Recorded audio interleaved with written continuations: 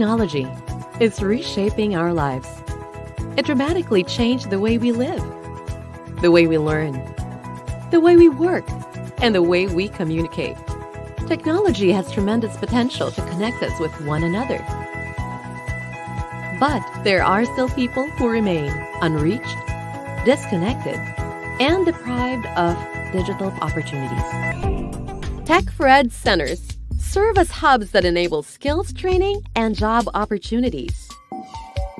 We have more than 4,000 registered users, and about 67% are women, and majority composed of students as our beneficiaries. And why women? Because we are gender responsive, so all our programs are aligned with the gender and development program of our province.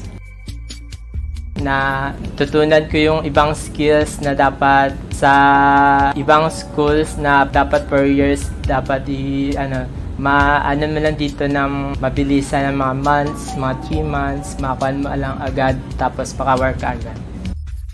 This program helped me by finding a job and of course gaining more confidence as well. I was able to gain knowledge about the BPOs, on how does the environment work and how am I going to interact with my future customers. As of now, as I would the call center agent, so I see that difference because as of now I'm earning more than I have earned before as a tricycle driver.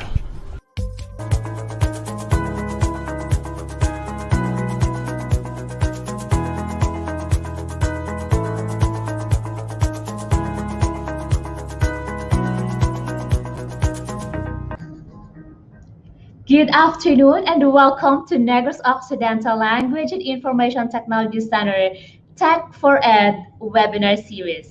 Today, we will learn about basic network security.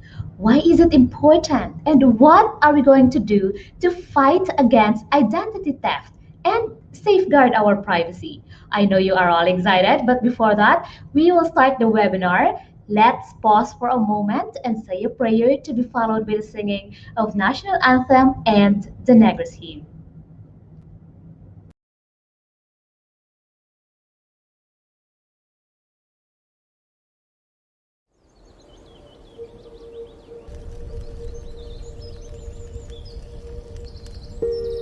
O labing makagagahom nga amay namon sa langit, mahinuklugon nga laon nga tagtugas ang langit, hangin, kalayo, tubig kag duta.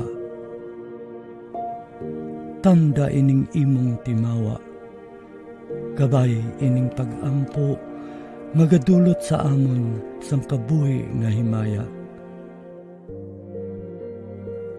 Salamat sa mga bugay nga imo ginpaambit sa amon. Salamat sa kabuhi nga ginadulot mo sa amon nga himpit. Salamat sa maayo nga panahon kag ilabi na gid sang imo katutom sa amon. Bendisyone ang imo katawhan. Bendisyone ang ila mga palangabuhian. Bendisyone ang mga panggas sa amon mga talamnan. Bendisyone ang ilang nga paglugayawan sa iban nga kapungsuran. Kabay makalabot sila nga walay sablag sa ila pagapadulungan. Kag ila binagid, bendisyone ining isla sang Negros nga amon natawhan.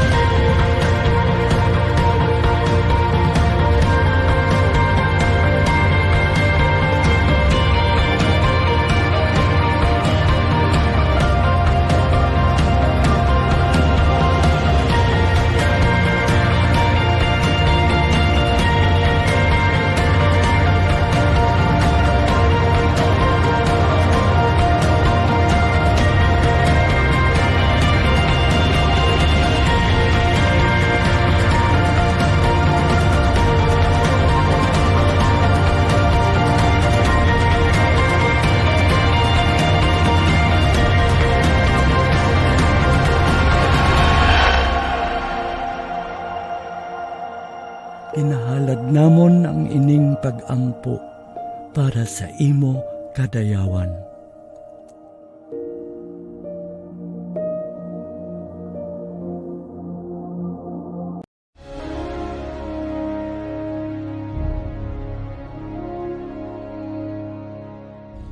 Bayang magiliw kay sa silanganan, alam ng puso sa dibdib mo'y buhay. Lupang imirang, duyan ka ng magiting, sa manlulupig, di ka pasisihil. Sa dagat at bundok, sa simoy at sa langit mong bughaw, may hilag ang tula at awit sa paglayang minamahal.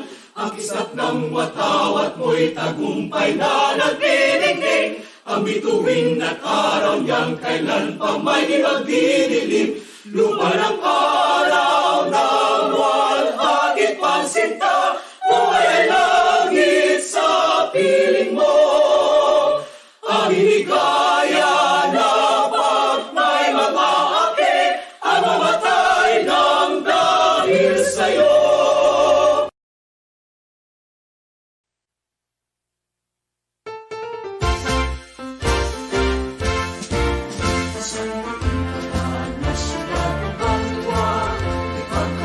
Sa kita kapamilya, pag-uligay, pag-igay, pag-ibog, malapat mag-ari sa ating na probinsya.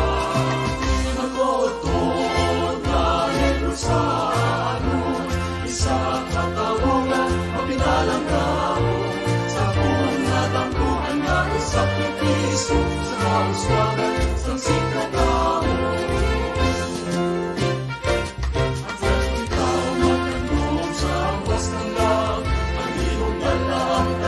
Sa kasahan, abot wala may mapiling sa kalulong, nananagis ka nagais sa ako. Ang matutod na Negrosano, isa katawungan, mapinalang gamo, sa una dampuan na isakripiso, sa kauswagan, sa sikatao.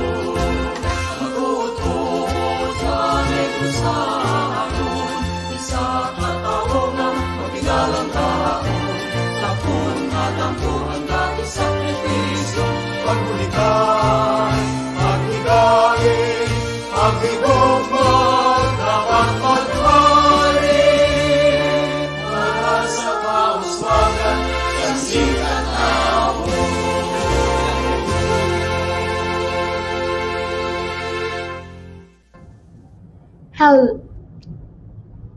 Hello there once again. My name is Sally and I am your virtual host. We at NOLITC are truly delighted that you have all joining us since the start of our webinar last year. It really warms our heart that you took time off of your busy schedule to join us. I hope that you had a good night's rest and woke up with a smile on your face and with a grateful heart that the day is going to be a great day. This is a pioneering project of NOLITC Tech4ED Center and this is free. So NOLITC also offers free online training under the Negros Occidental Training for Work Scholarship Program through the Office of Governor Eugenio Jose Bong Lacson through his 7-point priority agenda, Avance Negrense. This webinar is a pioneering project of NOLITC Tech4ED Center. We are recognized nationally as outstanding Tech4ED Center by the Department of Information and Communications Technology, and in 2020, PhilSecNet awarded the center Pandemic Resilience because of its support for teachers and students category. And just recently, TESDA conferred 3 stars to 3 registered qualifications of NOLITC. 2-star award for Contact Center Services NC2, 2-star award for Visual Graphic Design NC3, and 1-star award for 2D Animation NC3.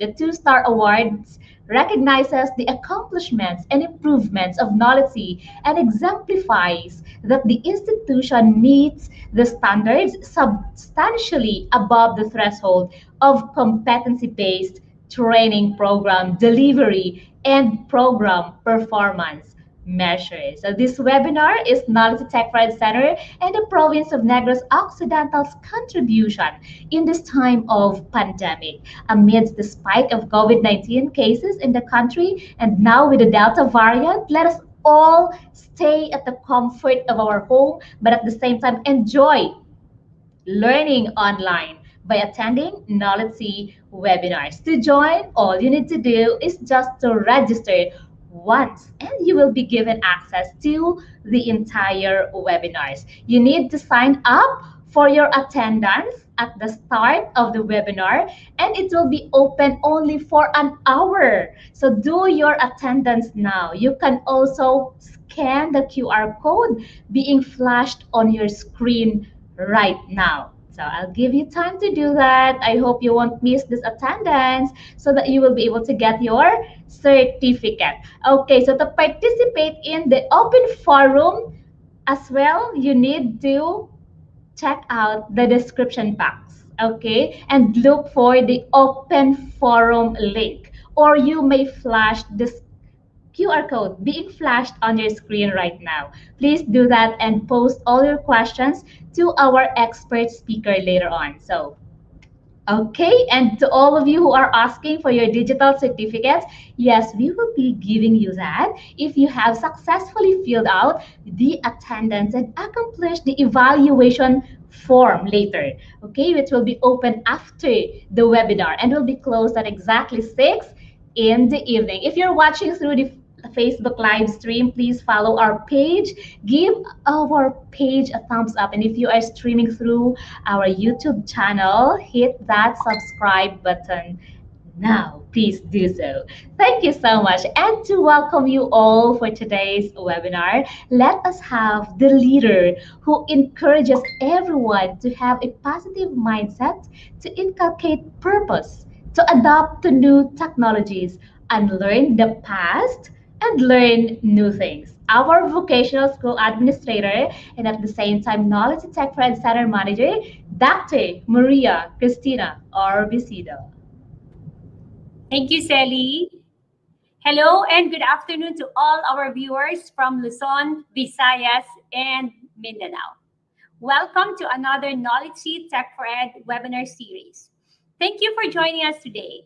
To our avid viewers, welcome back. We are always happy to have you back, to see you returning, looking for more engagement and content with NOLITC. Of course, to our new subscribers, welcome. I hope you will enjoy this session for today. Invite your friends and relatives and let them partake of this online learning community. NOLITC has been rolling out these webinars at the onset of the global health crisis. This is part of our COVID recovery program under the Office of the Governor, and NOLITC Tech4ED Center has been trying to implement programs that will empower, enable, and transform communities despite the pandemic. This project is funded under the Gender and Development Fund of 2021 and the Province of Negros Occidental through the leadership of Governor Eugenio Jose Bong Lacson has been implementing these measures that will help us survive and thrive during the pandemic. Today, you will learn about basic network security, a very interesting topic, especially now that we are living in a network society. I'm sure that you are all aware of hackers. They are continuously looking for new vulnerabilities to exploit. When our networks are not secured, information about people, organizations, and even governments are really at risk. Today, you are on the right track. We have an expert speaker who will walk us through the concepts of network security and how you can be safe in the internet society. Again, welcome. Have fun learning virtually. Let us take care of ourselves and each other. NOLITC inspires, NOLITC cares. Avance, Negrense. Thank you so much, Dr. Orbisido. So yes, That's it. Let's all be safe and help out our community as well to be safe.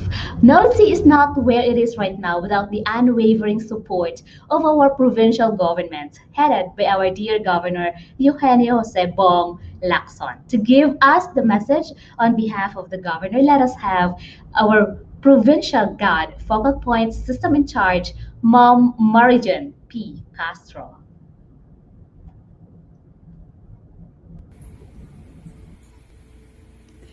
Pleasant greetings, everyone.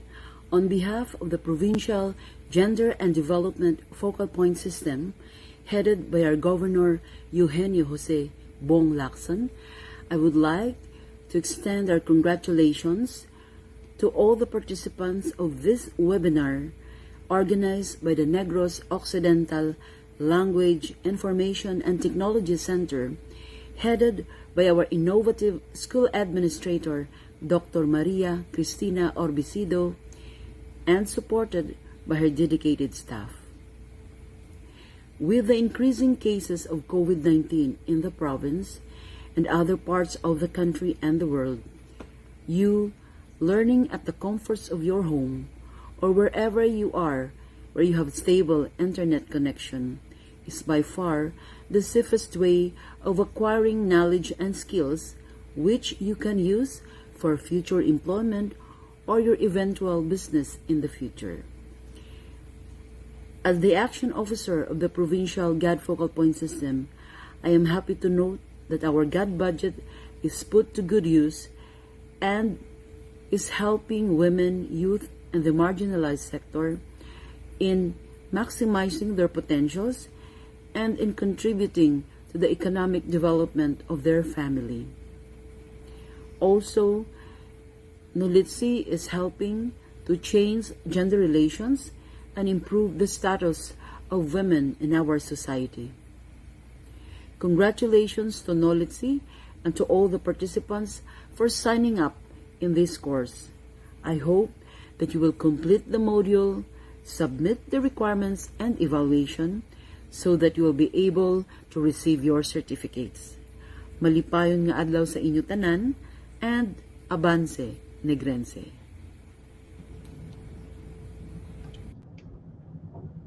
Thank you so much, Ma'am June. So before we proceed to the most awaited part of this program, let me acknowledge first our avid supporters for our webinars. Ma Marie Grace Eracho watching through our YouTube channel. Thank you so much. Sir Marvin, good afternoon then. And Ma Rachel Harenio, good afternoon. Jingjing. And Exxon Bandas from Bukidnon State University. Thank you for joining us, sir.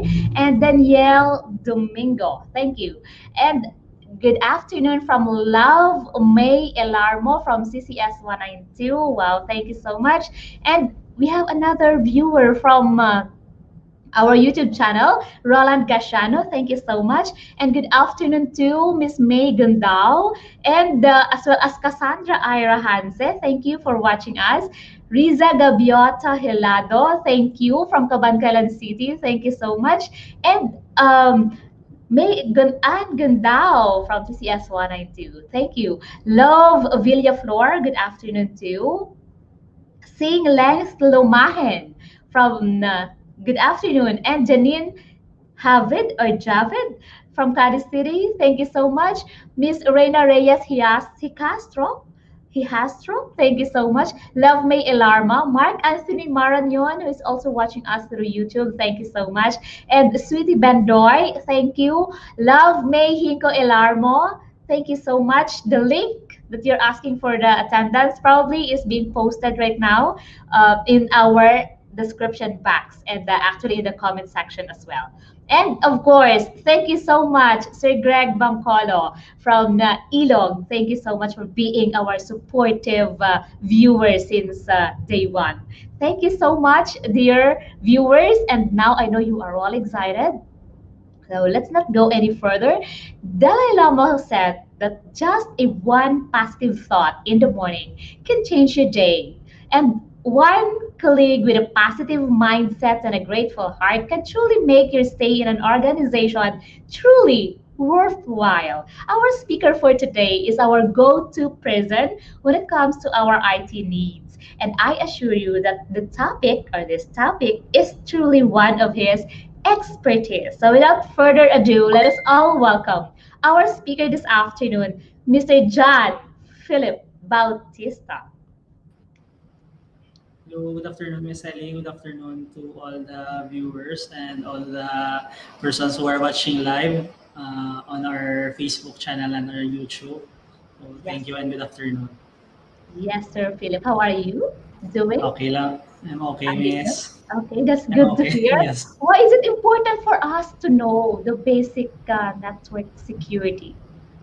Um, uh, for me, the importance of knowing basic network security with the increasing and growing threats with regards to network security as of today. So we might as well safeguard our data and our personal information from those who are trying to hack or probably stole our data in the internet. Wow, that's very Yes, interesting. miss. So, without further ado, Sir Philip, you may now take the virtual floor. Yes, miss. Thank you so much. So I will try to share my screen first. So just wait for a while, guys.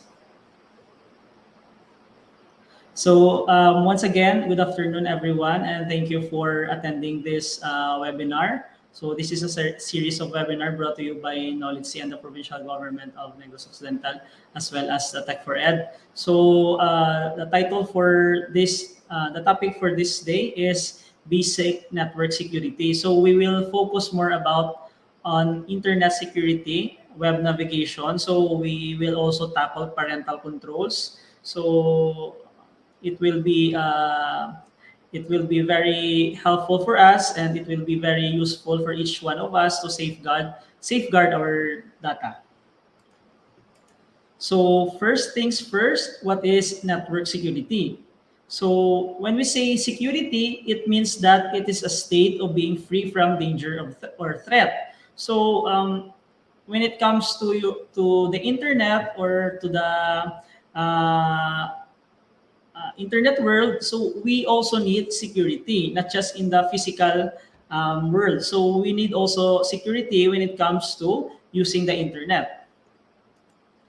So for me and for other organizations, so a successful organization should have multiple layers of security in place. So for individuals and organizations, so what you need to do is to have these multiple layers of security in place. If you are accessing data, if you're accessing the internet, so you need these layers to put your data in secure place. So first, we have the physical security. Second, we have the personal security.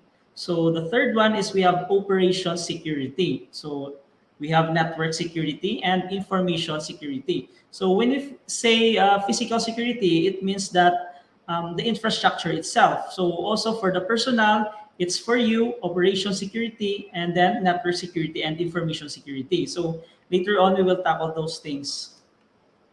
So when we say network security, it refers to any activities designed to protect your network, which protect the usability, reliability, integrity, and safety of your network and data. So effective network security targets a variety of threats and stops them from entering or spreading on your network. So if you are in an organization and all of the connected devices there are on the network, so it means that you need network security. So network security is one of the things that safeguards your data and all of the informations regarding your organization or your company. So for individuals, you need also network security to safeguard your personal information.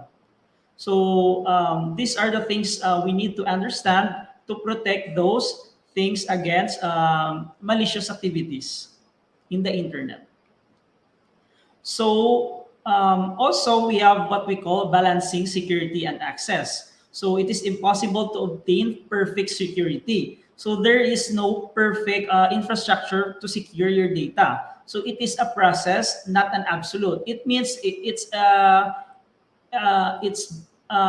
in par with the threats that are present. So your network security should be in par also with the threats that evolve. So it is an evolving process. So there's no such thing as perfect security. What you need is to evolve from those threats. So you need to install something, or you need to install antivirus on your devices so that you will be also in par with the outside or external threats. So security should be considered balanced between protection and availability. So when we say it is balanced between protection and availability, so what it says that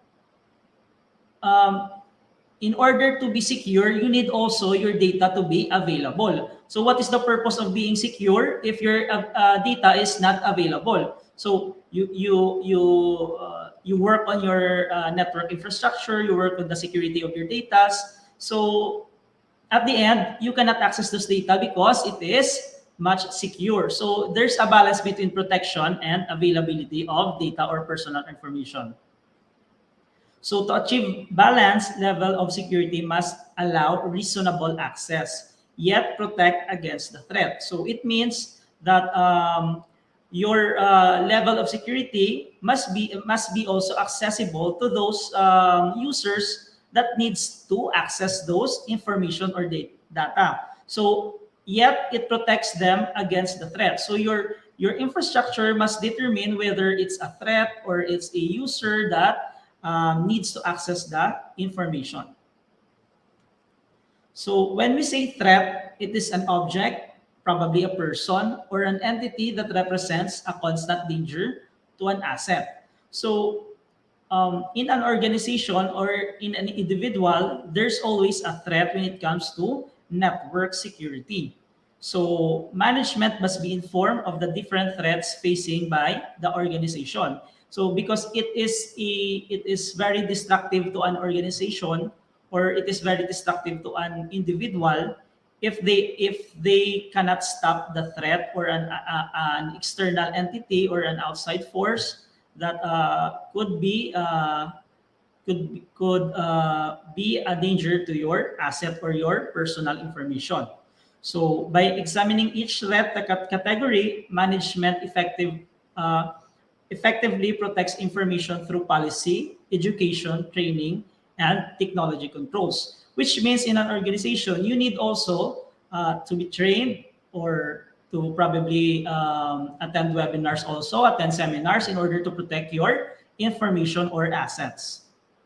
And also impose technology controls on your organization, probably those firewalls, so they could easily detect if there's an external threat or there's a malicious activity that's going on your network. So those are the things you need to consider in an organization or an individual. So also, a threat, or it could be act of human error or failure. So includes act performed without malicious intent. So it means that without any malicious intent, a person or a human error or a human failure could serve also as a threat. So one of the causes includes inexperience. So for example, if you've hired a information officer or information security on your organization, so causes of the threat is inexperience. So if he is not, or he or she is not yet capable of putting up network security on your organization, so probably it may result to a data breach or a threat. So improper training also, it could be one. So incorrect assumptions. So employees are among the greatest threats to an organization data. So when we say employees are among the greatest threats to an organization data, they have the first-hand access to all those informations, to all those data, to all those important things in any organization. So they are considered to be the most greatest, the greatest threat to any organization, because employees can be very destructive if they have those, or they have access to all of those data.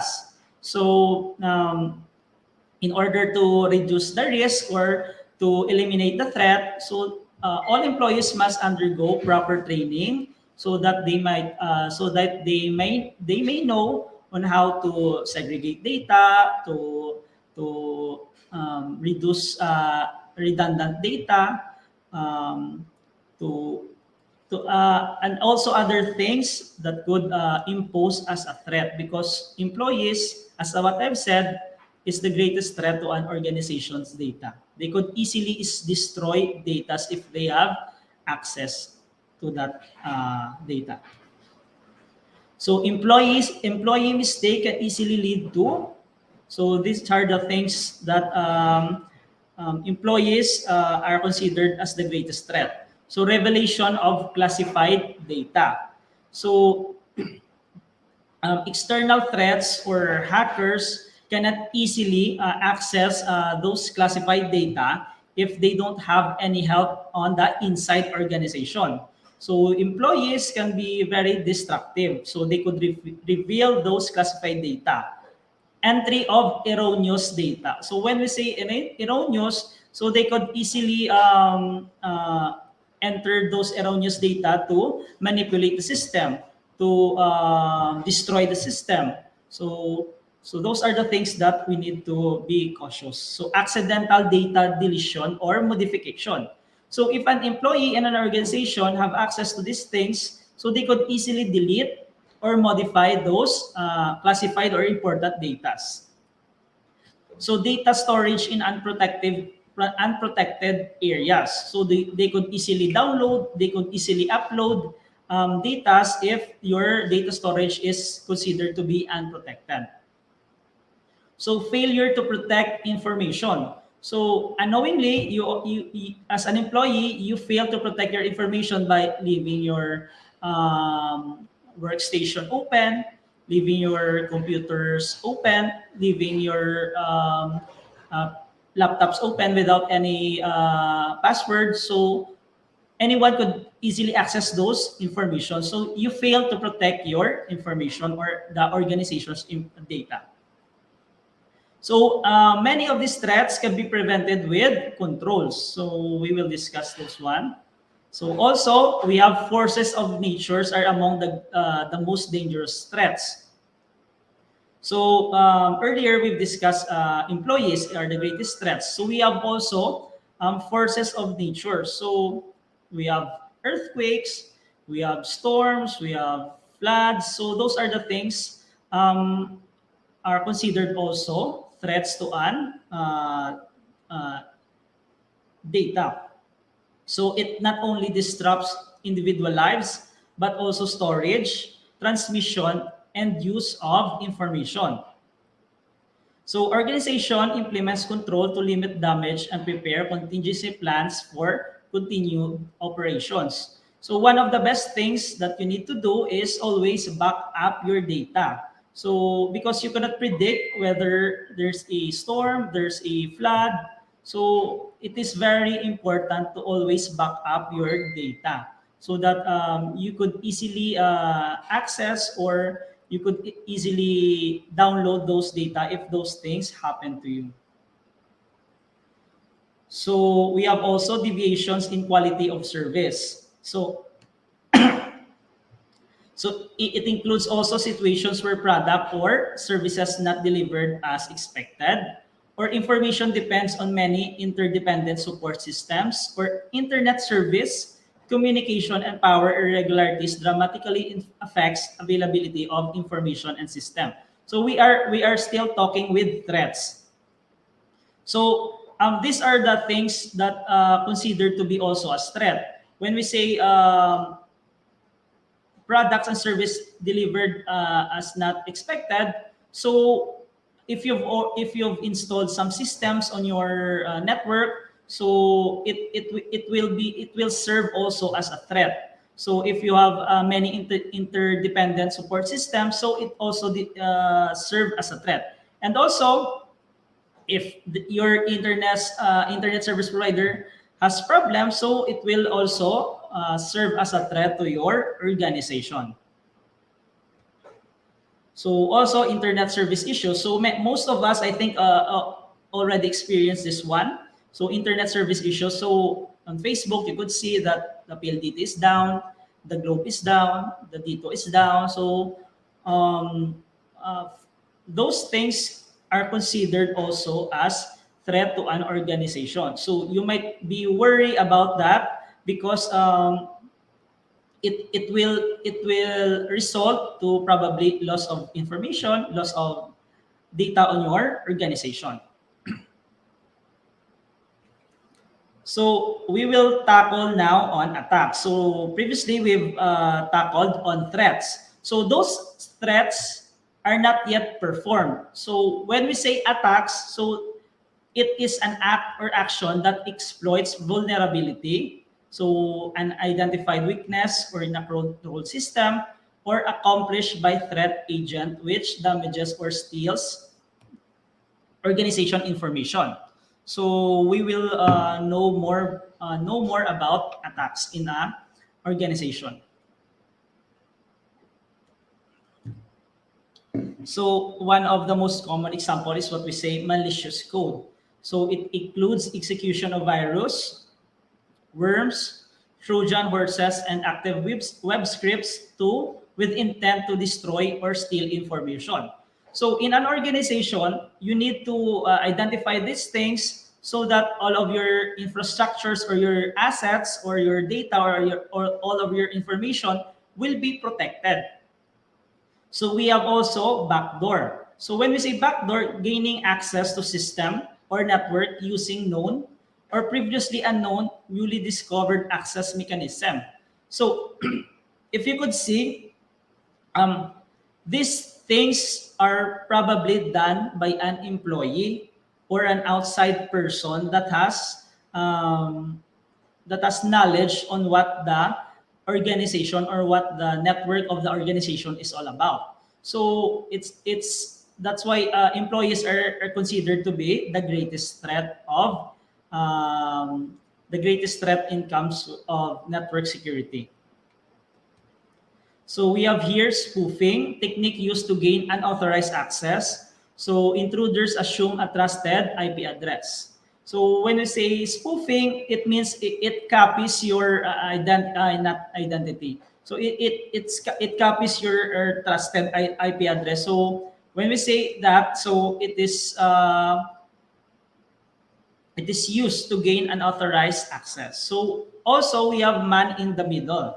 So attacker monitors network packets, modifies them, and insert them back into network. So in a network, we have two. We have the sender and we have the receiver. So when we say man in the middle, they serve as the middleman between the sender and the receiver. So they alter those network packets or those datas and then send them back into the organization's network. So we have also spam. So when we say spam, it is an unsolicited commercial email, more of a nuisance than an attack. So though it's emerging as a vector for some attacks. So if you could see on your emails or in your messages, you could try to check the spam folder if there are some, and then you could try to delete those things. So we have also denial of service attack. So attacker sends a large number of connections or information requests to a target. So target system cannot handle successfully along with other legitimate service requests. So may result in system crash or inability to perform ordinary function. So we have also what we call the distributed denial of service or DDoS. So it is a coordinated stream of requests is launched against target from many locations simultaneously. So these are the things that being done towards any organization. So if they plan to attack an organization, if they plan to attack the network of the organization, this is what we're doing. They are performing that denial of service. So if your organization is process a large number of connections, so it will hamper the operation of your organization or any business. So be wary of this denial of service or DDoS attacks. So we have now what we call the prevention or the firewall. So if we see there are threats and there are attacks, so in order for that to limit or probably to reduce those things, we need to install these precautionary measures. So for the internet or in the internet world or your network security, what we need to is to prevent a specific type of information from moving between the outside world. So when we say outside world, it's untrusted network, and the inside world, which means trusted network. So maybe separate computer systems or a software running on existing router or server, or a separate network containing support devices.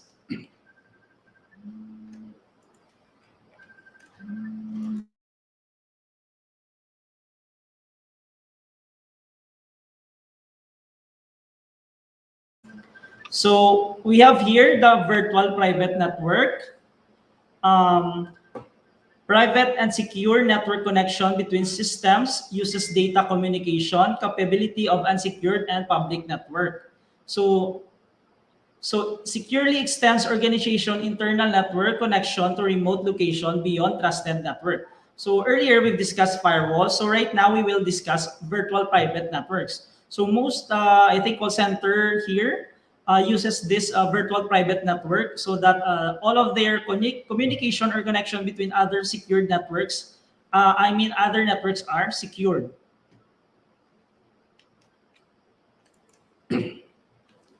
So VPN must accomplish encapsulation of incoming and outgoing data, encryption of incoming and outgoing data. So authentication of remote computers and perhaps remote users as well. So if you are using the platform of work from home, so mostly there might be some remote desktop connection between two computers. So you might as well install VPN so that it will protect your data and information towards your computers. So that's an acknowledgement in where my slides are. So right now we are going to discuss on how to set parental controls on all your devices. So as of now, we are in the midst of pandemic and most of the education platforms are using online. So children's or probably they are much more inclined towards using the internet. So these tips will help you on how to control or how to control your children towards the internet. So the internet puts the world at your fingertips, from laughing at your favorite shows to shuddering to the news. Anything you want to access is just a click away. Excuse me. But that may be worrisome if you're a parent or teacher. So children often have access to multiple devices. So make sure to project each of them by implementing parental controls. So they are available on most major internet-enabled devices such as computer, smartphone, and gaming systems. So parental control helps reduce the risk of your child viewing inappropriate content on the web. In addition to setting parental controls, it's important to monitor your child's internet activity and use age-appropriate settings on devices. So we've discussed more about those threats, we've discussed more about those attacks, we've discussed more about those things that destroys data. So right now, we will discuss more about on how to protect your children on the internet. So maybe it's in the computer or in gaming systems, in smartphones, in laptops, in tablets. So we will learn those things. So, excuse me.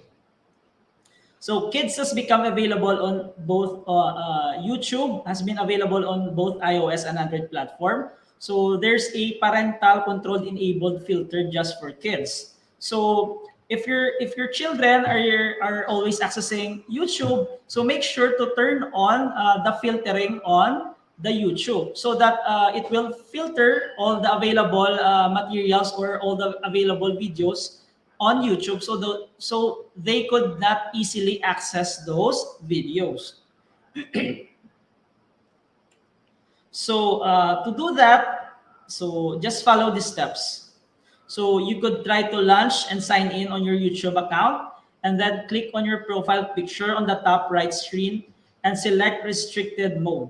So if you're using iOS device, so click on your profile and under the settings, toggle on the restricted mode button. For Android users, the option can be found under the settings and general. So later on, I will show you on how to do that. So for also Netflix, one of the most viral applications that we are using right now. So Netflix. So there are many new series, and most of them are being viewed by children.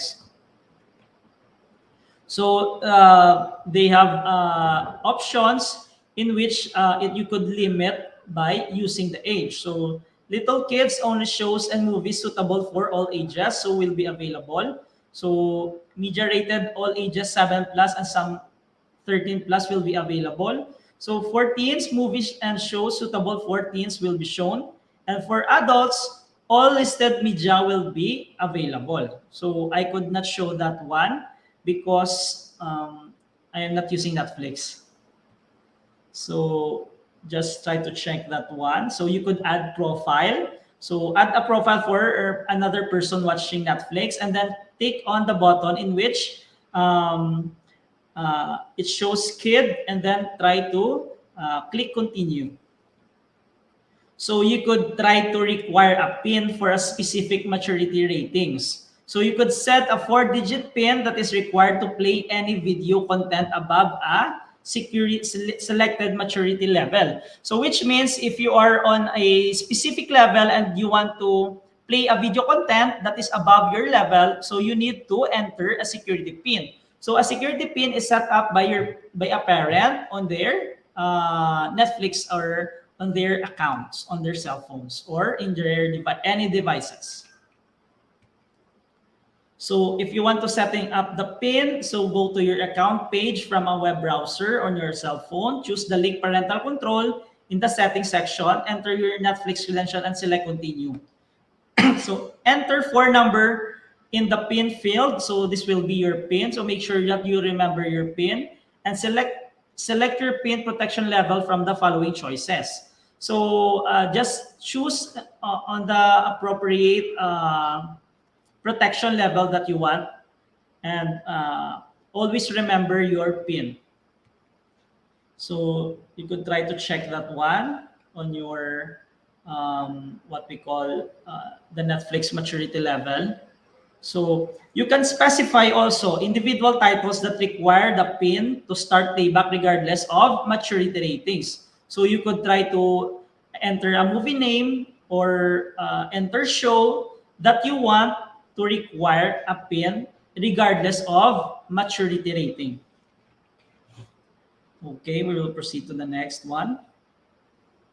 So more than 9 in 10 parents of 5 to 15 who use parental control software considered it useful. 65% of young people aged 11 and 16 are in favor of the controls. So 15% of the teens says parental control and restrictions should only be taken away once they're over 18 years of age. So those things that I've discussed are parental control software that is being used in the platform or in the Netflix platform, in the YouTube platform. So I think most of the parents are not aware of that, but it is very useful to filter the content on the internet of your children's. So we have also here Android parental controls. So set up parental controls, sign in with your own Google account or use their account if they have one. Launch the Play Store app and tap the 3 horizontal lines at the top left.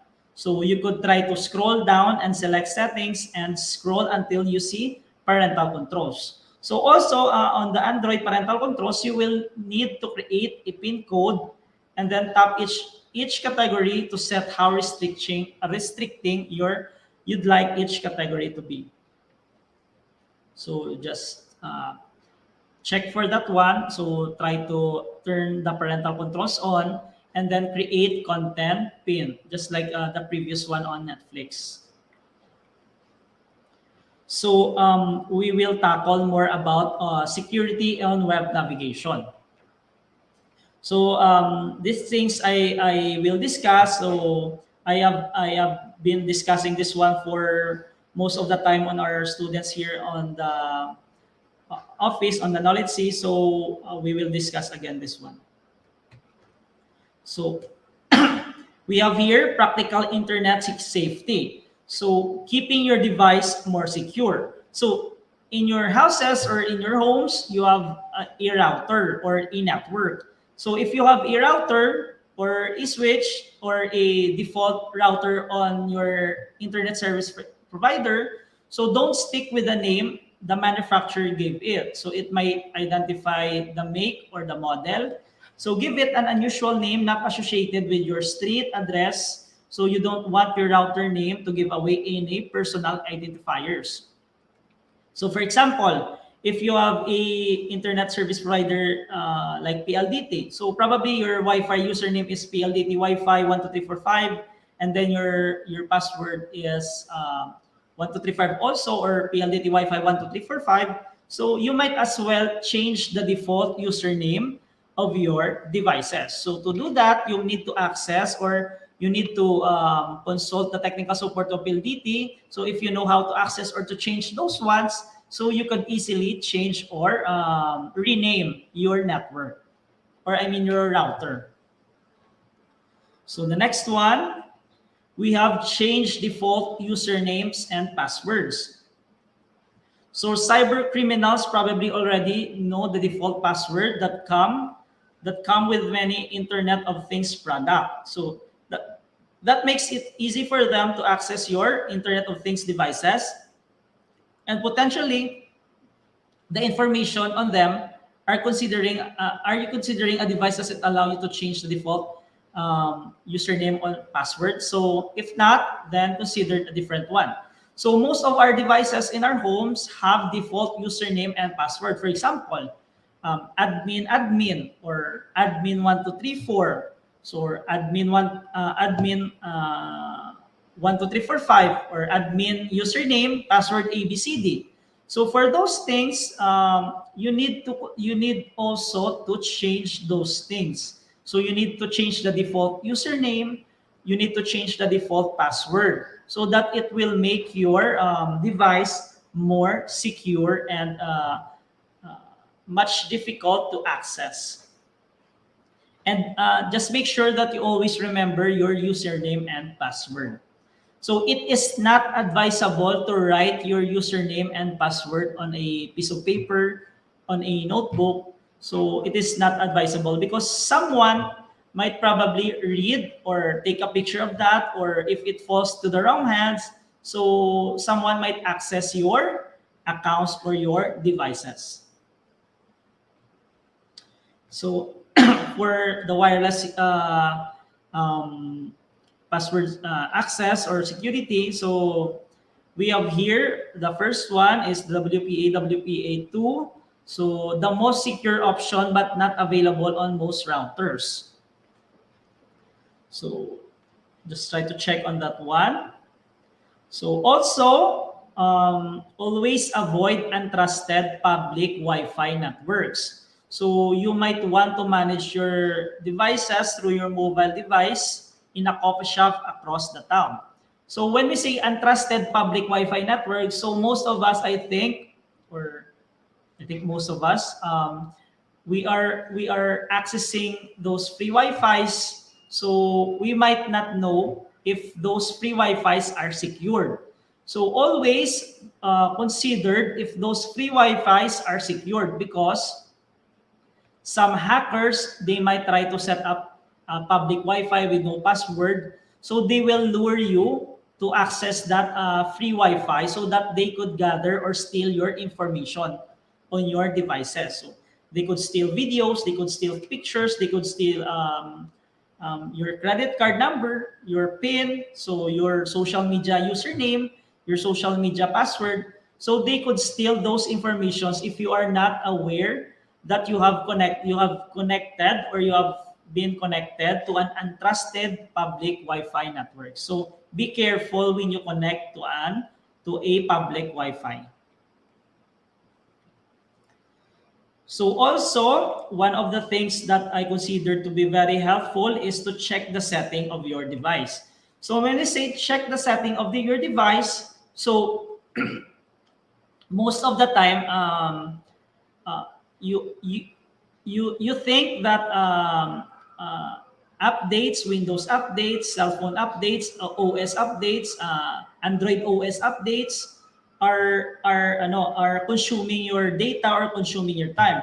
So, but you don't know these things are very important. It's because those updates keep your devices more secured, because those updates contain things or the developers of the system that considered what do you call that?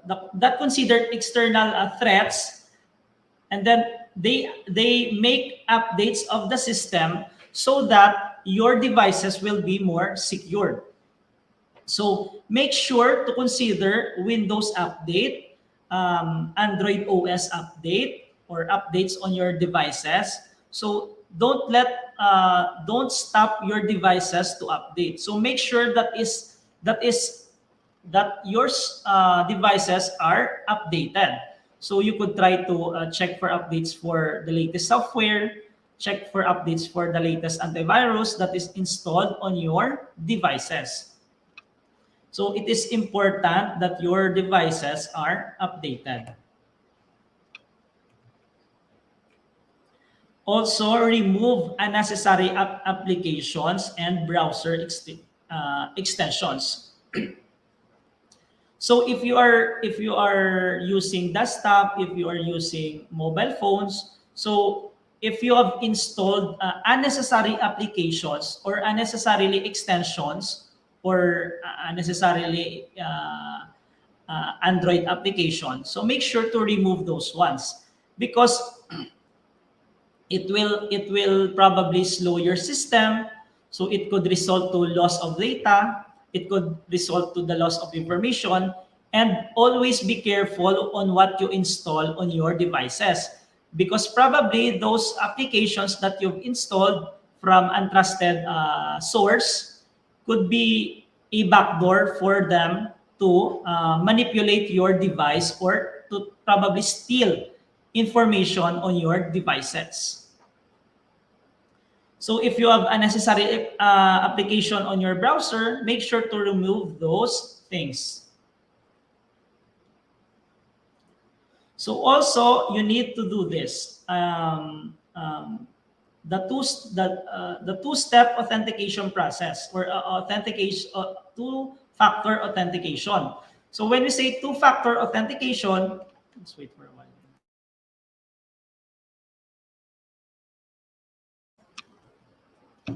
So when we say that two-factor authentication, so if you've accessed your device and it will prompt another authentication process, so it means that your devices are more secured, because there is a two-layer of authentication process that is being installed to your system.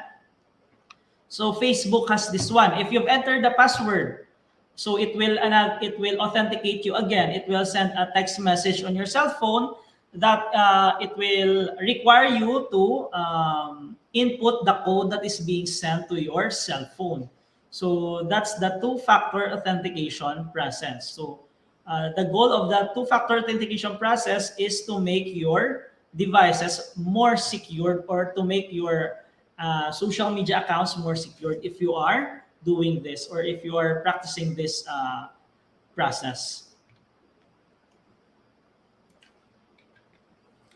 So we have here parts of a URL.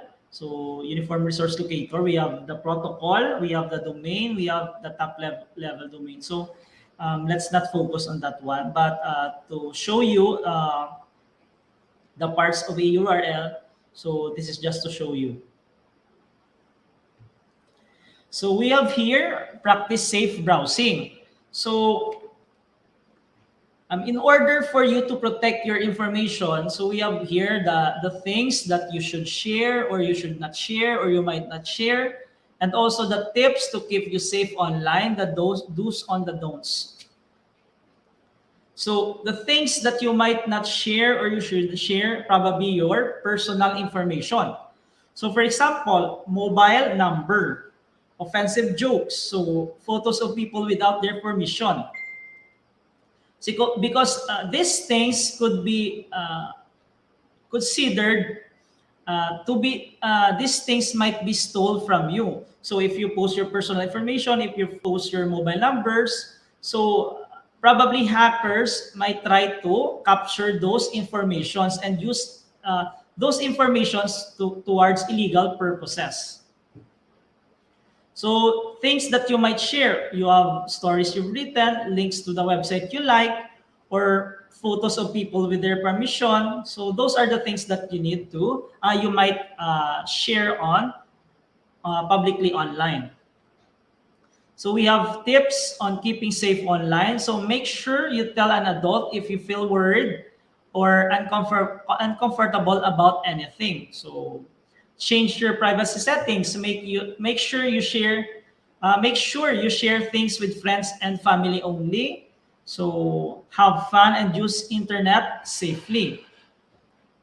So for the don'ts, so don't get involved with cyberbullying. So they might impose a serious consequences, and don'ts also feel pressure to give information or share photos even if people threaten you. So sit there in silence, speak up if something is wrong. So, and also, I consider this also to be very important, deletion of accounts in social media and other sites. So when we say delete of accounts, what it says is to delete the unused accounts in social media. So for example, if you've created 3 Facebook accounts, if you've created 3 email addresses that you are not using, so make sure to delete those accounts, because probably hackers might try to access those things and use it against you or use it to solicit to other persons. So I have one friend that he has a Facebook account. So hackers access that Facebook account.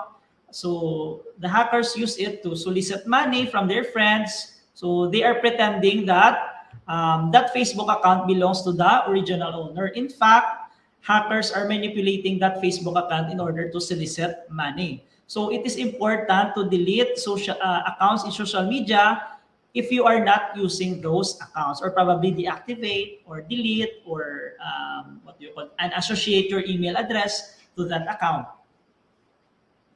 So okay, next slide.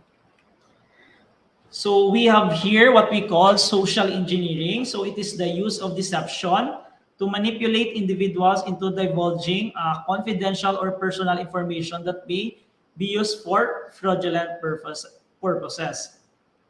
So unfortunately, I could not share a video to you because the Facebook might consider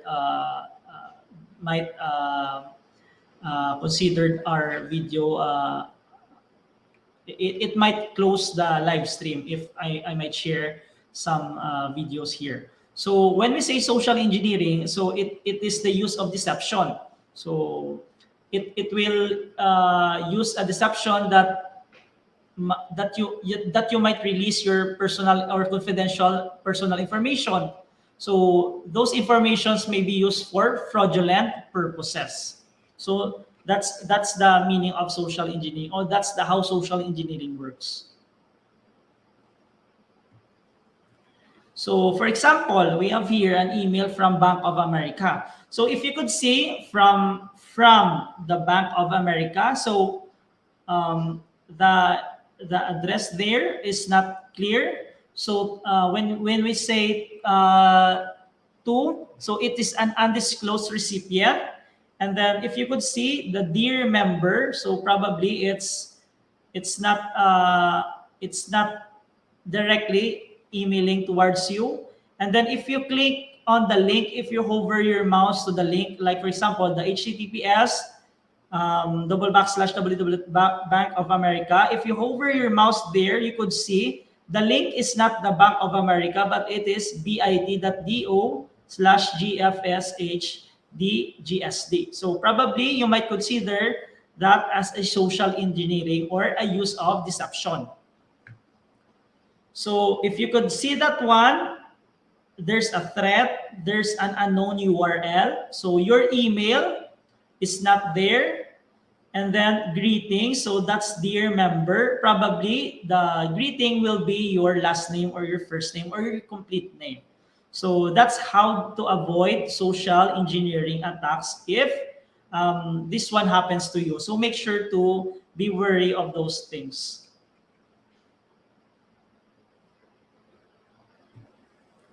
So we have here the Cyber Prevention Crime Act. So it is officially recorded as that was approved on September 12. So it aims to address legal issues concerning online interaction and the internet in the Philippines. So among cybercrime offenses includes in the bill are cyber squatting, cyber sex, child pornography, identity theft, illegal access to data, and libel.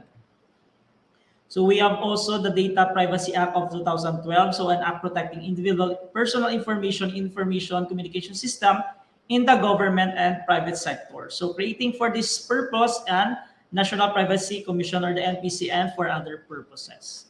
So here are the links to my presentation. You could try to visit those things so that you could learn more about network security. So I will try to show you other things so that, okay. So as what I've said earlier, you could turn on those parental controls on your YouTube account. So if you have a YouTube account and then you want to turn on your parental control or the restriction, so if you could see here, this is my account, and then I just press my account, and then you could see here at the bottom part, there's a restriction mode. You could turn that one on or you could turn that one off. So if you could see on the statement, so this helps hide potentially mature videos. So no filter is 100% accurate. So if you turn that one on, so it will help you or it will filter mature videos on the YouTube. So you could turn that one back on. So if your child try to browse on YouTube, so it will filter those mature videos. So it will not show on the options. So we could turn that one back on.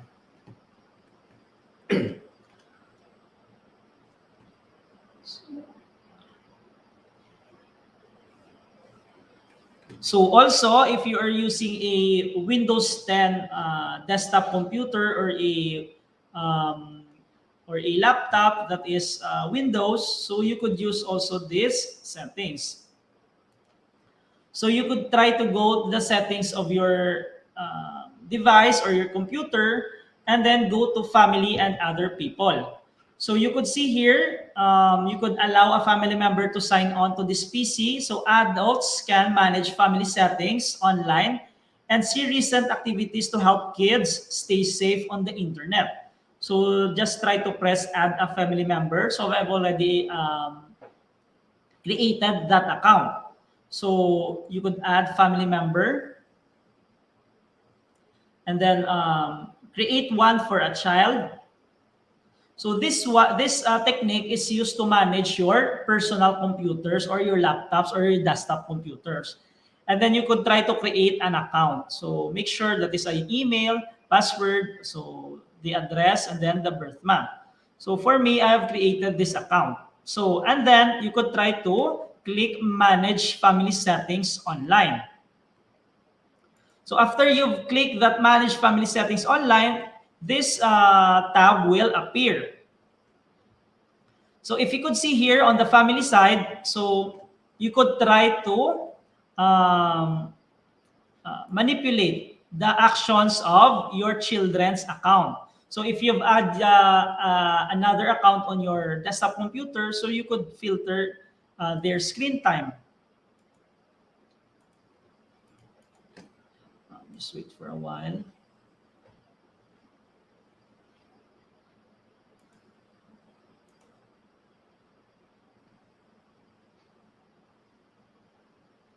So if you could see here, you could connect a device that is being used by your children's.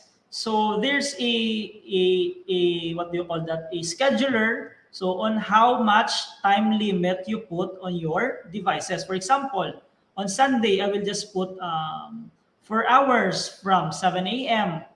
to 11 a.m. So that's how you put a schedule, or to limit the access of your children to their devices. So you could use this by using a Windows-based device. So like for example, if you're using Windows 10, a Windows, what do you call that? A Windows desktop, a Windows laptop. So you could use this one to filter the screen time of your children. So we have here also content filters.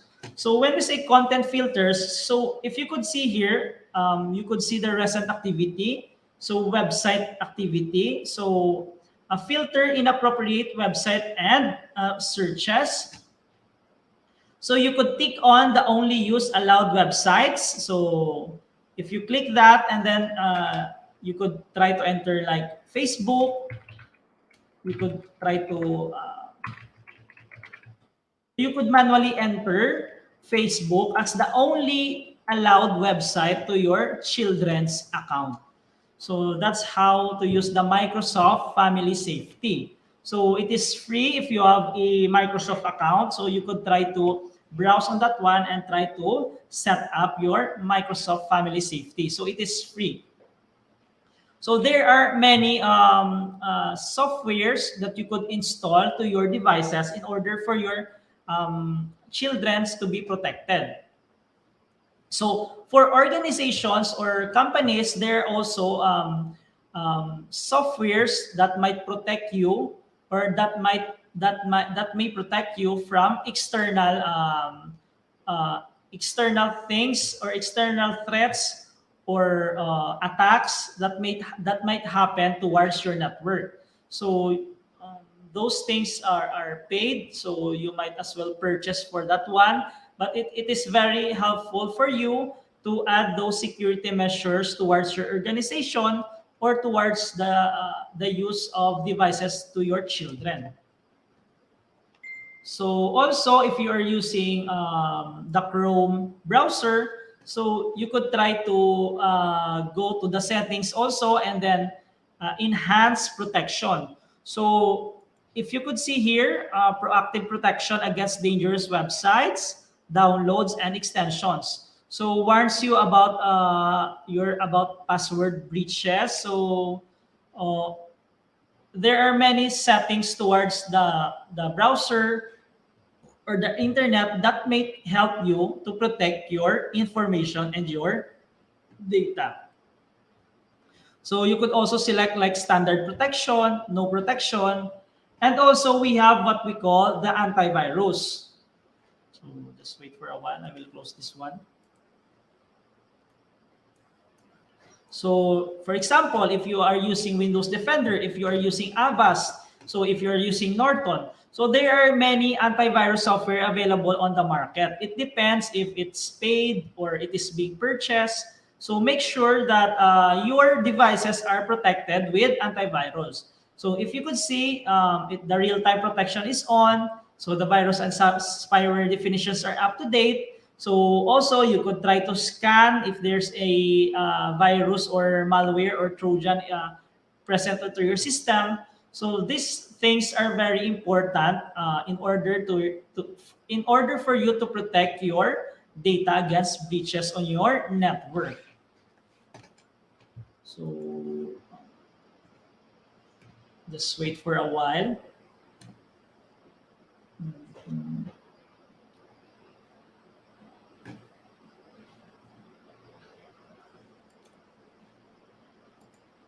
So, and also if you're using a Windows-based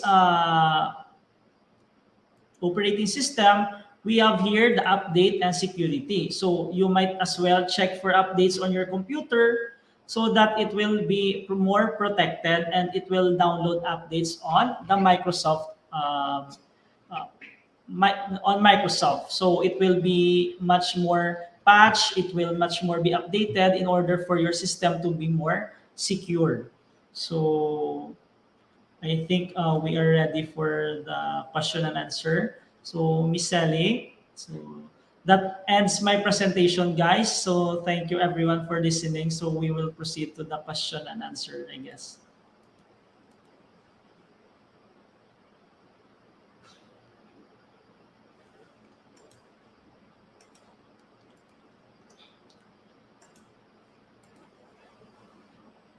Sir Philip, you're good? Yes, miss. Thank you so much. Thank you. I actually learned a lot from your presentation. It is very important, especially now for parents, not just for parents, especially for students as well, who are really using internet most of the time. I guess most of the 8 hours or more than 8 hours a day, they would, stay in their mobile phone or smartphones, PC or laptops, doing everything online because of the online learning, right? So, Yes, are you miss. ready for the questions that they have presented or they have, shared with us? Yes, Sir miss. Philip, ready? Yes, miss. Yes, miss. I'm ready, miss. That's good. Okay, let's go to question number one. With the increase of work from home scheme, how can companies ensure data is protected?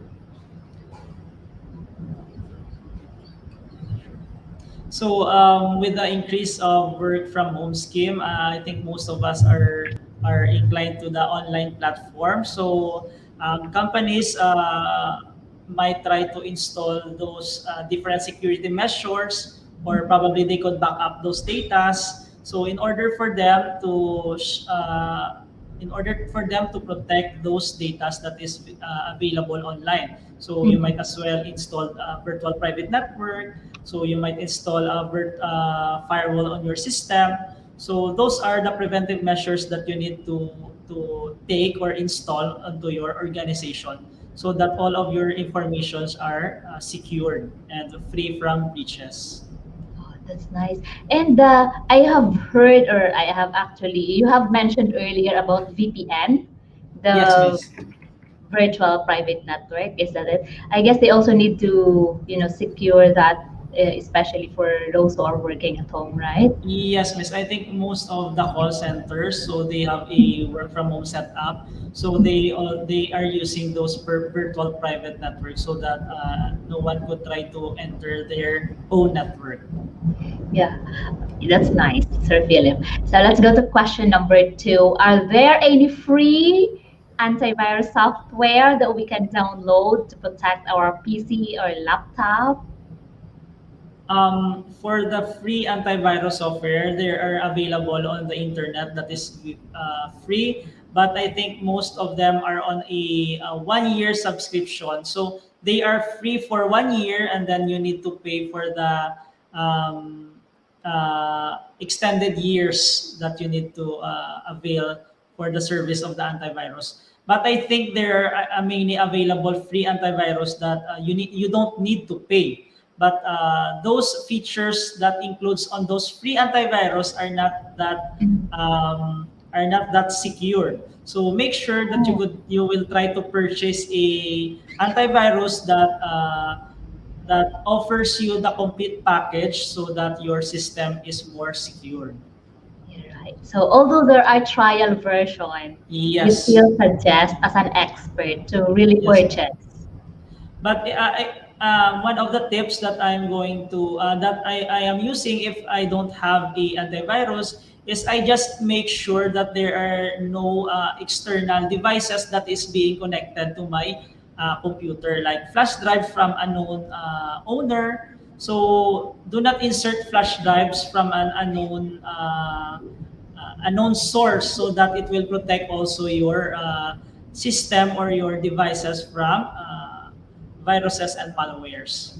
All right, that's nice. Okay, let's go to question number 3. Unauthorized tagging in social media is very rampant. What to do when you accidentally open the tagged post? So for that, yes, there are unauthorized tagging on social media, especially on Facebook. And then if you click that one, probably you might lose your social media account. So one of the things that you need to consider if you accidentally click or open the link is to change your password or secure your account.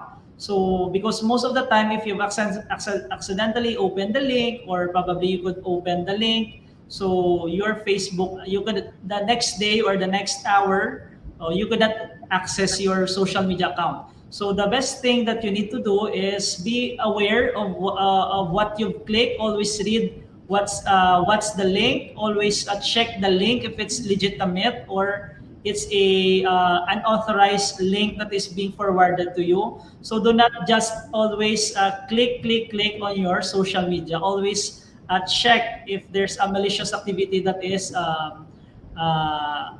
occurring on your social media. So that's for the answer for your question. That's nice, Sir Philip. Actually, there are features as well that you can choose who can tag you for Yes, miss. right? And Yeah. I guess, yeah, you're right. You need to check and to think before you click. Click. That's nice, Sir Philip. So question number 4, how do organizations ensure the security of their network? Do they really need to purchase antivirus software? So for organizations to secure the network, earlier in my presentation, that there's always a balance between security and access. So not all the time you really need to purchase an antivirus software. So what you need to do is to set up a network infrastructure that that is a good infrastructure that protects your data. So which means that you need to purchase firewalls. So you need to limit the persons that is entering the infrastructure or the network infrastructure, because as what I've said, employees are the greatest security threat towards an organization. So those external threats cannot be established without an internal threats. So for the antivirus, I think it's good that you have installed antivirus. But for me, a good network infrastructure would be the best solution that you want to secure your network. Okay, that's good. So it's really a need for the organization to have that as well, Sir Philip. Yeah? Yes. And of course, as what you have said, you need to train your employees. All right, so let's go to question number 5. What do you see as the objective of information security within a business or organization? So the objective of information security is, the first thing is to protect your information and the data on your organization. So that's the objective of information security. So because those data might, if those data leak to a person or probably a hacker, so it will destroy your organization, or those data might be used against you to destroy your organization, or it will hamper the operation of your organization if you don't practice the information security within the business or an organization. I hope we have, or Sir Philip was able to answer your question. Joko Joke. Oh my God, what a nice name. All right, and now let's go to question number 6. As a student, I am in quandary as to how to make password strong. How, Sir Philip?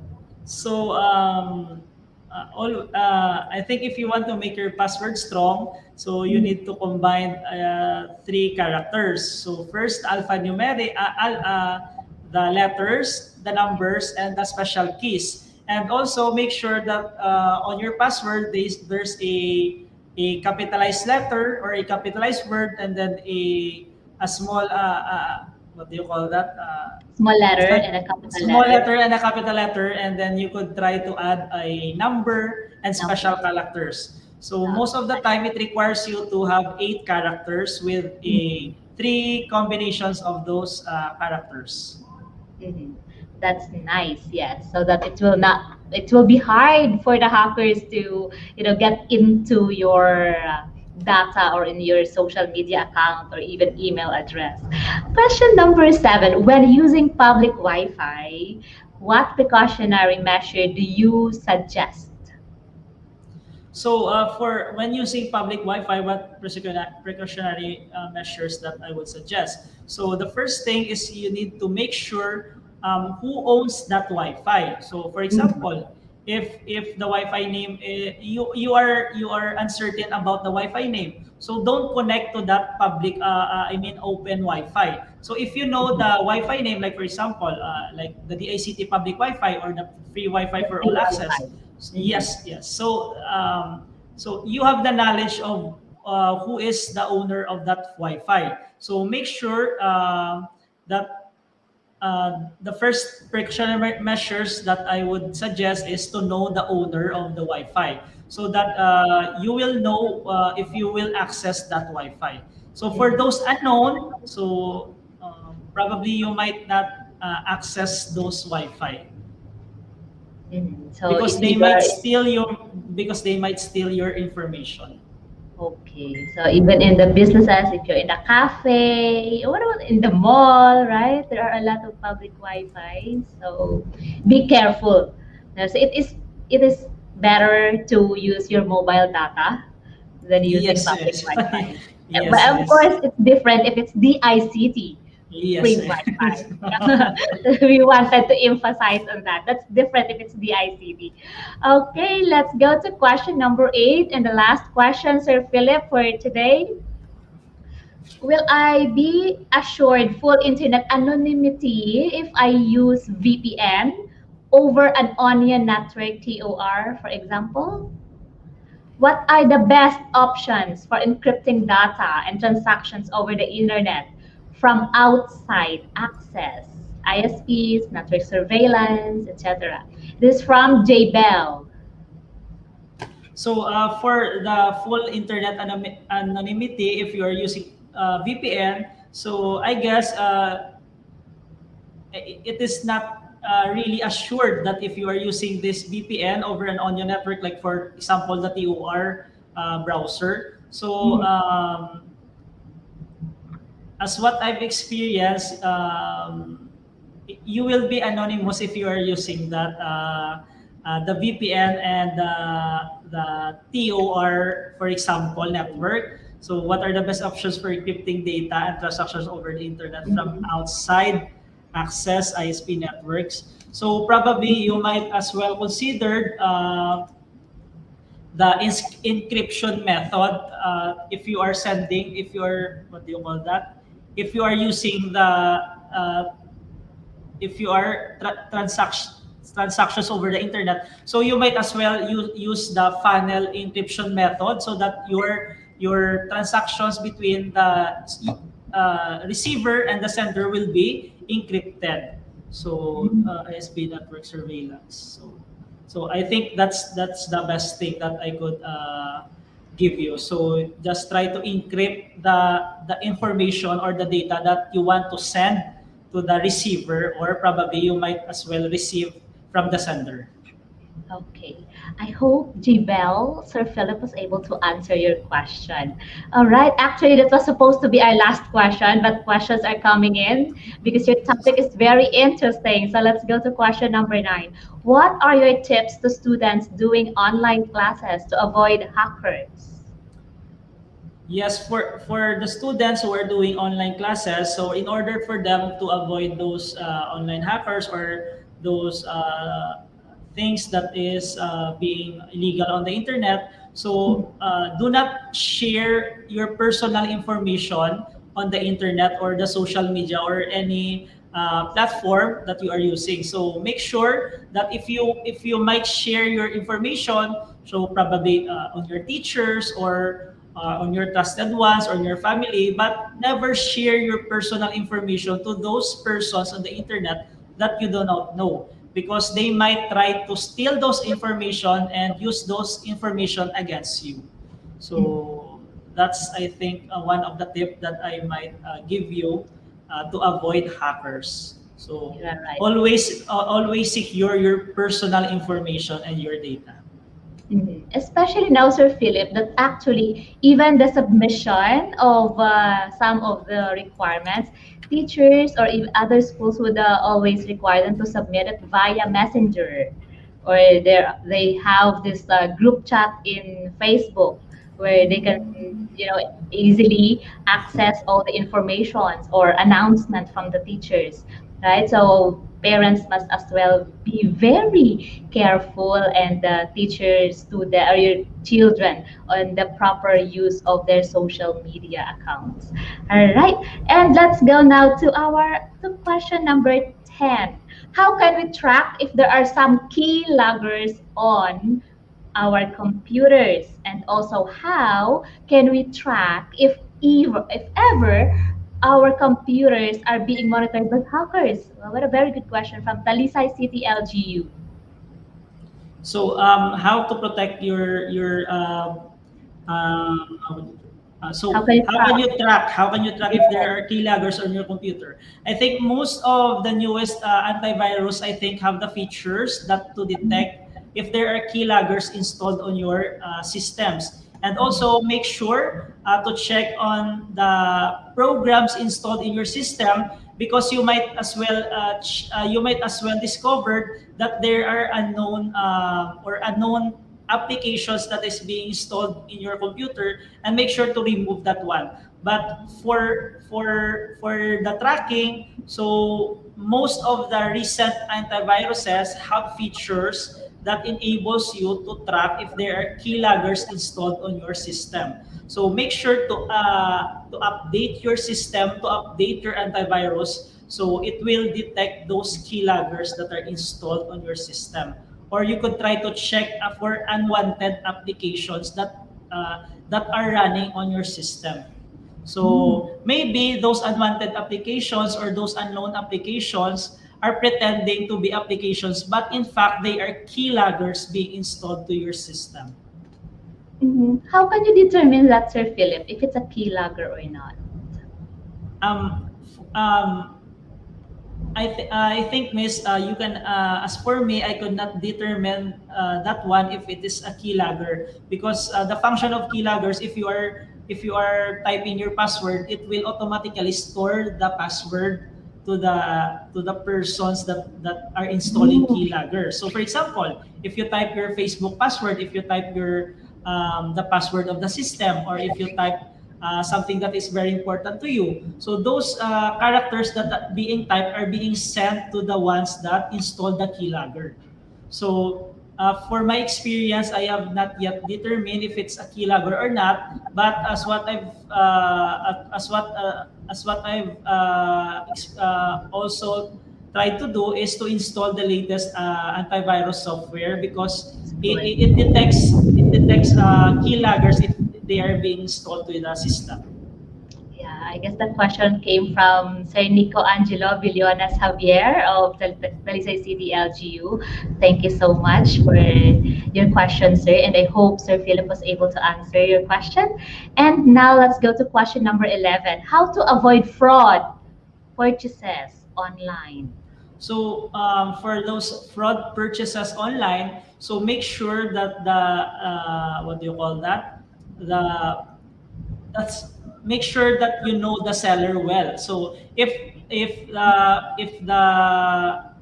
what do you call that? If the transaction happens on a social media, so make sure to check their Facebook profile. So that's the one thing that you need to check first: the Facebook profile of the seller, if you are using the social media platform. So for those other platforms like Lazada, like Shopee, so I think you've installed the correct application if you are using that one. So there might not be a fraudulent purchase if you're using Shopee or Lazada. So because you could try to contact them if that happens. So for others, so make sure that the website or the link to the online purchase website that you are accessing is legit or not. Yes, okay. Go for a legitimate profile for you. Yes, sir. Okay, and last question, finally. This is the last question. How to avoid unauthorized access of credit cards or GCash account, etc. Yes, for that, on how to avoid that one. So as what I've said, do not share your personal information online because they might be the hackers might use that one in order for unauthorized access of your credit card. For example, if they know your name, your number, your PIN, your mobile number, so they could try to what do you call that? They could try to access your accounts without you knowing that they've already accessed your account. So most of the hackers try to solicit or try to use your credit card or your GCash if they know your personal information or you've shared your personal data. So I think that's the thing on how to avoid your unauthorized access because you could not stop them, but you could only what do you call that? You could only uh, what do you call that? You could only make your data secure if you are practicing those things that I've already said. Right. Thank you so much, Sir Philip, for patiently answering or responding to all the questions that was sent to us by our online participants. All right. Do you have any parting message to our participants or viewers? Yes. So again, thank you everyone for attending this webinar entitled Network Security. So just try to check the NOLITC page for any available webinars again. So this is also a series of webinars. So once again, thank you and good afternoon. Thank you so much, Sir Philip, for sharing your precious time and your expertise on this topic. All right. Before we conclude, I would just like to say thank you to all of our viewers who are very supportive. Ma'am Jinky Servanias from NOHS, thank you so much. Ma'am Love Villaflor from Cabancalan City, thank you for watching. And Romeo Manlapa, good afternoon. Good afternoon as well to Harvey Franco and Rosalie Torres. Thank you so much for watching our show. And of course, we would like to say thank you to Ma'am May Alejandrino Dilio Tibon from EB Magalona. And of course, from Talisay City LGU, Sir Nico, thank you so much. And from Love Mexico Elarmo, thank you as well. And Mary Grace Eclar Eracho, thank you, Sir Philip. Sir Philip is actually more thankful to you because you joined us. And Love Mexico Elarmo from Murcia. Thank you so much, everyone, for joining us for today's webinar. Sir Dieno, thank you. And before we end this webinar, actually, we also have received a lot of questions on how are you going to get the digital certificate. Okay, as what I have mentioned earlier, you will be able to get your digital certificate once you do your attendance. Are you done with your attendance? Okay, so when you're done with your attendance a while ago, now is the time for you to do your evaluation. Give us a feedback. We value your feedback. So please give us an evaluation of this webinar. And actually, you can find it.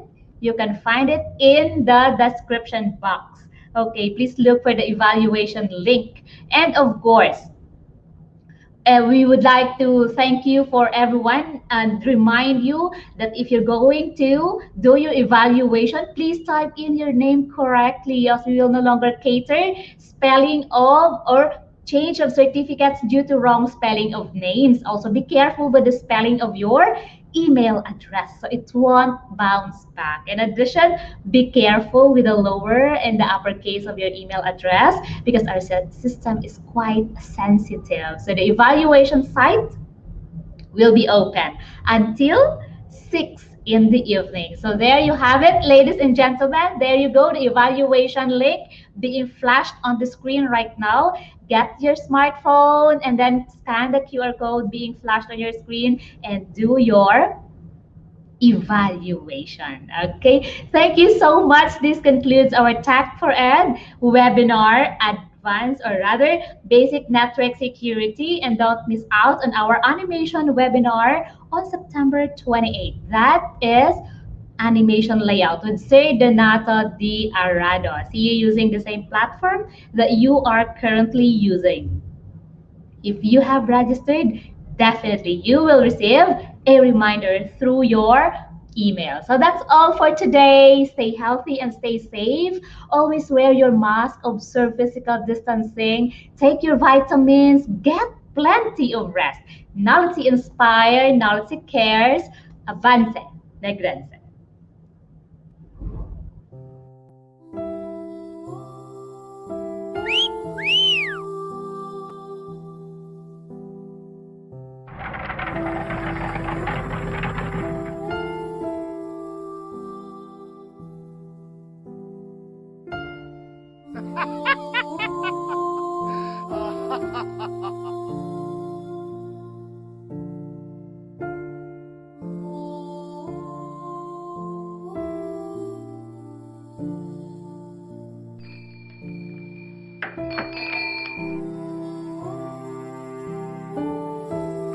Ha ha ha.